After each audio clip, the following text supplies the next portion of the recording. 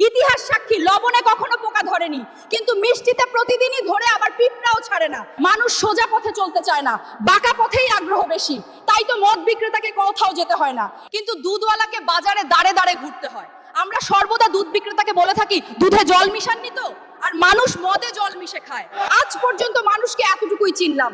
কচু পাতা দেখেছেন নিশ্চয়ই, ওপরে সবুজ আর ভেতরে চুলকানিতে ভরা। ঠিক তেমনি কিছু মানুষ আছে, বাইরে থেকে দেখতে ভীষণ সুন্দর পরিপাটি, কিন্তু ভেতরটা আবর্জনায় ভরা। সাপ দুধ খেয়ে বিষ উগরে দেয়, আর গরু ঘাস খেয়েও দুধ দেয়। সুতরাং দোষটা খাবারের নয়, পার্থক্যটা স্বভাবের।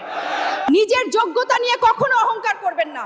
মনে রাখবেন, পাথর কিন্তু নিজের ওজনের জন্য জলে ডুবে যায়। কি আজব দুনিয়া জানেন? যার চোখে ঘুম আসে তার কাছে ভালো বিছানা নেই, আর যার কাছে ভালো বিছানা আছে তার চোখে ঘুম নেই। যার মনে দয়া আছে তার কাছে দেওয়ার মতো কিচ্ছু নেই, আর যার কাছে দেওয়ার অনেক কিছু আছে তার দেওয়ার মতো মনটাই নেই।